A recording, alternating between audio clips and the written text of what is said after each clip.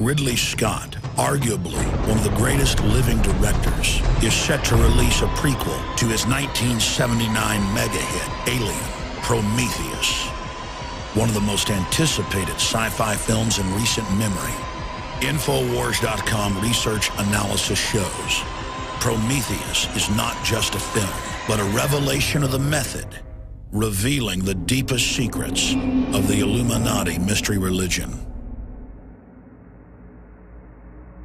I do have a lot of contacts in the media, as viewers and listeners know, and I have been able to secure a copy of an early script, and it follows very closely from the trailer I've seen and other leaks. And I'm not going to give the entire film away here, but in synopsis, this is a film about the origins of humankind with a super race of near immortal genetic engineers who are contemplating a genetic overwrite or rewrite of the planet Earth when meddling humans stumble in to the magician's laboratory.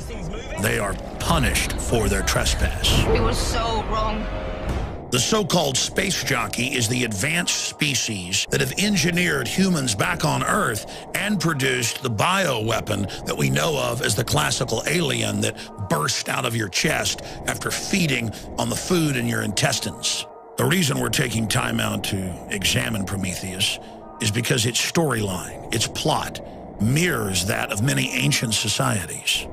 And the ideas presented in Prometheus are at the core of Western secret societies.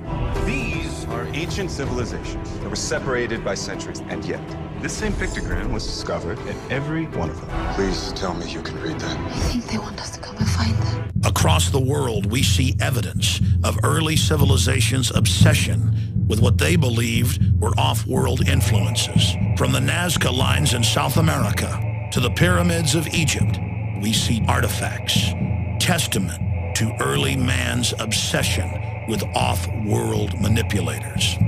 Every ancient culture believed they were communicating with men from the sky. Ezekiel with spinning wheels of fire landing and creatures with blue space helmets approaching Ezekiel and giving him a drug to take, and then he has wild hallucinations. One could say that Prometheus is simply art imitating life and putting a 21st century spin on the beliefs of the Dogon tribe in Africa and the Aztecs of Mesoamerica. Eric von Däniken, more than any other living person, has popularized the idea of chariots of the gods and that our planet has been visited and manipulated by off-world creatures for thousands of years. But the systems that he popularized were regurgitated whole cloth from ideas developed by the ruling class of this planet. And I want to be clear, every major globalist we look at, going back more than 160 years, is completely and totally obsessed with the idea that off-world aliens are controlling this planet and giving them hidden knowledge.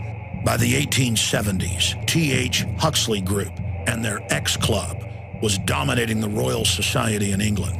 The dominant theory within the X Club was that humans had been seeded here, along with most other life forms, by advanced beings from space. From the inception of Darwin's theory on the origin of species, evolutionary scientists never believed for a minute that life simply started on its own. That evolution is not some random, slow system developing by chance, but is actually directed by off-world seeders, terraformers, creators of worlds.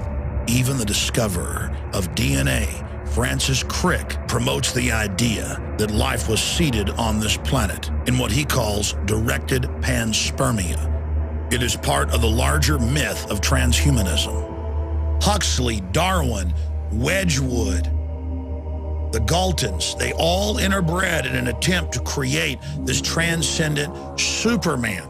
The governing class of this globe believes that they are channeling advanced technological systems given to them by ancient alien species. And the science fiction of the last 150 years, whether it's Jules Verne or H.G. Wells or those that came before them, is obsessed with this, and they're on record part of secret societies who believe what they're promoting is actually reality, but knowing that the public is not ready to accept it, they cover it under the guise of fiction. And the film Prometheus is completely constructed around the secret religion of the Illuminati, who believe that they are transcendent and becoming the Superman. We can create cybernetic individuals. We are the gods now.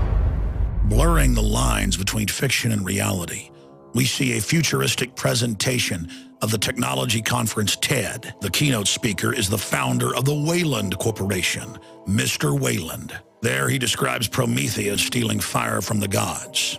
From the Titan Prometheus, our first true piece of technology, fire. The transference of fire, or the first technology to man, is only the beginning of his transgressions. Prometheus is a titan and the creator of mankind who attempts to elevate humans to the level of gods and is punished. The Illuminati believe they have stolen the fire of true genius from the gods.